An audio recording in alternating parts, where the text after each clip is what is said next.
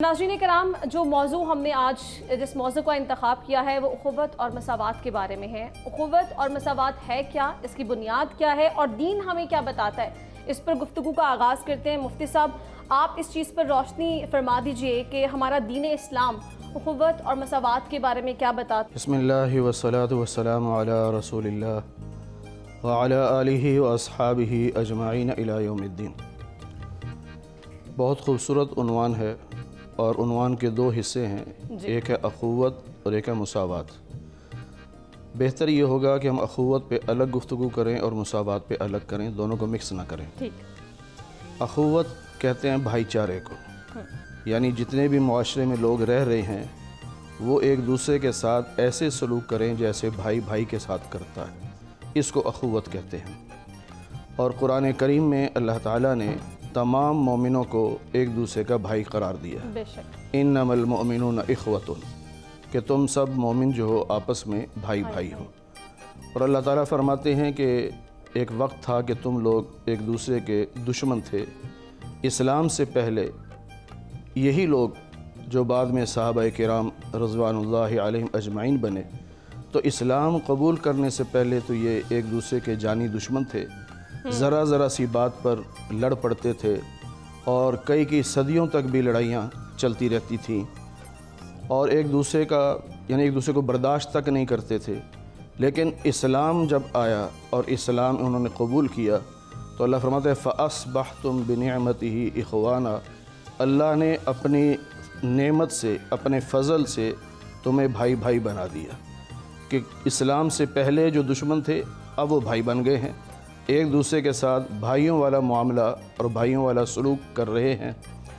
और भाई की हमेशा ये कोशिश होती है कि मैं खसारा बर्दाश्त कर लूँ, मेरा भाई आगे निकल जाए। यही भाइयों का मिजाज होता है और यही सहाबा इकराम के अंदर मिजाज था कि अपना नुकसान बर्दाश्त कर लेते लेकिन दूसरे को तरजीह देते।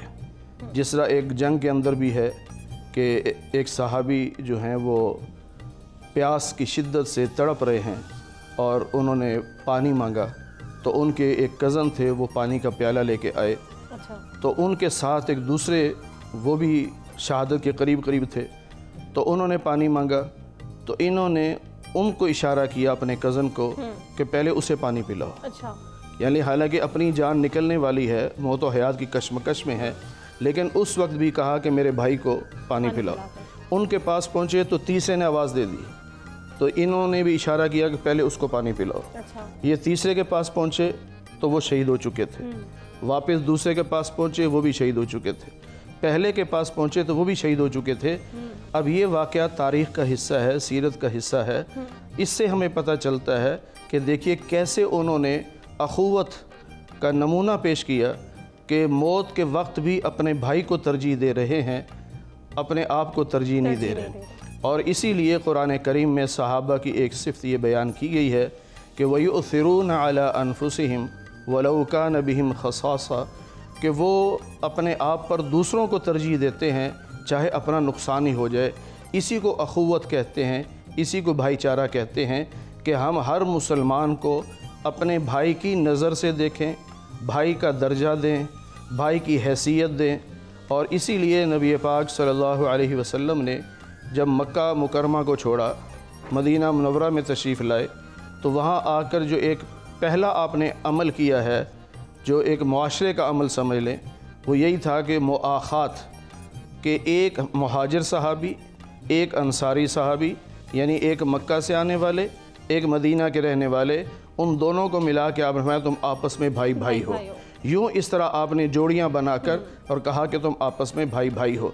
और उन्होंने भी भाई होने का हक़ अदा कर दिया कि मदीना में रहने वाले, उन्होंने अपने दूसरे भाई के से कहा, जिसको नबी ने भाई करार दिया था, कि भाई मेरे पास जो खेत हैं आधे तुम ले लो, आधे मैं रख लेता हूँ।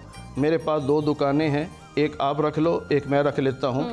यहाँ तक कहा कि मेरी 2 बीवियाँ हैं, एक आप निकाह कर लो, एक मैं रख लेता हूँ, आप तो खाली हाथ वहाँ से आए हैं। इस हद तक कुर्बानी करने वाले और अपने भाइयों के लिए खैरखाही करने वाले, अख़ुव्वत का जज्बा रखने वाले, जो नबी पाक सल्लल्लाहु अलैहि वसल्लम ने तारीख़ इस्लामी में सबसे पहले भाईचारा कायम किया, जिसको मुआख़ात मदीना का नाम दिया जाता है, یہ ایک عملی نمونہ ہے، اور یہ ہمیں سبق دیا گیا کہ میں پریکٹیکل کر کے تمہیں دکھا رہا ہوں کہ مکہ کا رہنے والا پتہ نہیں کیا ذات ہے، کیا برادری ہے، اور پہلے وہ غلام تھا یا کیا تھا، اب وہ مدینہ میں آیا ہے تو مدینے والا اسے اپنے بھائی سمجھے اور بھائی جیسا اس کے ساتھ سلوک کرے۔ تو یہ مؤاخات، اخوت، بھائی چارہ، یہ ہمیں سبق دیا گیا ہے کہ ہر مسلمان دوسرے مسلمان کو اپنے بھائیوں کی طرح ٹریٹ کرے اور بھائی ہی سمجھے اس کو، اس کے نقصان کو اپنا نقصان سمجھے، اس کے نفع کو اپنا نفع سمجھے۔ اور آج اگر ہمارے اندر یہ چیز پیدا ہو جائے کہ ہم ہر مسلمان کو اپنا بھائی سمجھنا شروع کر دیں تو معاشرے کے اندر امن و سکون بھی پیدا ہوگا اور بہت اچھا ماحول ہمارا بنے گا۔ مفتی صاحب اس چیز پر روشنی ڈال دیجئے کہ آج کل کے دور میں ہم دیکھتے ہیں جو سگے بھائی ہیں ان میں ہی آپس میں نہیں بن رہی ہوتی، تو مسلمان کے ساتھ بنے اور پھر مسلمان اپنے دوسرے مسلمان بھائیوں کے ساتھ بھائی چارے کو برقرار رکھے، بہت مشکل ہو گیا آج کے دور میں، کیسے برقرار رکھا جائے؟ ہاں، مشکل ہوا نہیں ہے، اصل میں ہماری تعلیمات میں کمی آ گئی ہے۔ بالکل صحیح کہہ رہے ہیں ہم اسلامی نقطہ نظر سے نہیں سوچتے، ہم نے اس وقت دنیا کو یوں سمجھیے مادیت پسند بنا دیا ہے کہ میں کیسے آگے بڑھوں گا، میں کیسے ترقی کروں گا، اور وہ یہ سمجھتا ہے کہ میری ترقی تب ہوگی کہ جب میں اپنے آپ کو اونچا رکھوں۔ یہ جو معاشرے میں اس طرح کی چیزیں ہیں، اس کی وجہ سے پھر جو اخوت کا، بھائی چارے کا، مساوات کا جو جذبہ ہے وہ ختم ہو جاتا ہے، اور مال کی دوڑ میں ایسے لگے ہوتے ہیں کہ دوسرے کو ہم شکست دینا چاہتے ہیں اور خود آگے بڑھنا چاہتے ہیں۔ یہ اگر ہم اسلامی تعلیمات کو اجاگر کریں گے اور ہر ایک کو بتائیں گے کہ تم پہل کرو گے، بے شک تمہارا حق نہیں بنتا، یعنی کہ تم عمر میں بڑے ہو یا عہدے میں بڑے ہو، لیکن بڑے ہو کر بھی تم اپنے سے چھوٹے کے ساتھ جب اچھا سلوک کرو گے تو یہ بھائی چارے کی فضا بنے گی اور ایک دوسرے کے خلاف جو فضا ہے وہ ختم ہوگی۔ تو اس سوچ کی وجہ سے پھر ہماری قوم ترقی کر سکتی ہے۔ ہمارے ہاں چونکہ سٹیٹس بنا دیے گئے ہیں اور اپنے ایک خول چڑھا لیا ہے کہ اس سے باہر نکلنا نہیں چاہتے اور اسی کو کامیابی سمجھتے ہیں، یہ طریقہ غلط ہے۔ تو ہم یہ نہیں کہہ سکتے کہ مشکل ہو گیا ہے تو بہت آسان ہے، صرف یہ ہے کہ ہم اپنے دماغ کو سمجھا لیں، اپنی سوچ کو بدل لیں کہ اللہ نے مجھے جو عزت دینی ہے وہ دینی ہی دینی ہے، میں اپنے سے چھوٹوں کی خیرخواہی کروں گا، ان کو بھائی سمجھوں گا، ان کے دکھ درد میں شریک ہوں گا تو اللہ مجھے عزت دے گا۔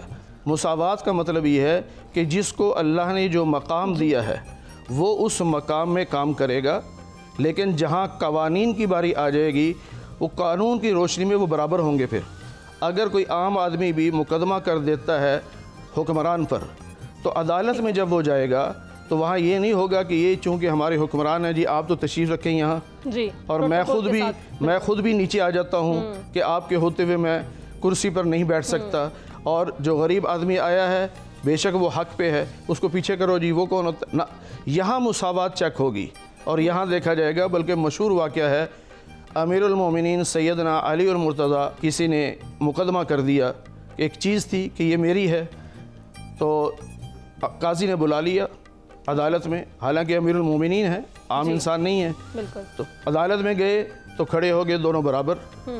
اب وہ عام آدمی بھی اور امیر المومنین دونوں برابر کھڑے ہیں، اور اس وقت قاضی نے یہ کہہ دیا یا ابا الحسن، اے حسن کے والد محترم، کنیت سے نام لینا پکارنا یہ ادب ہوتا تھا۔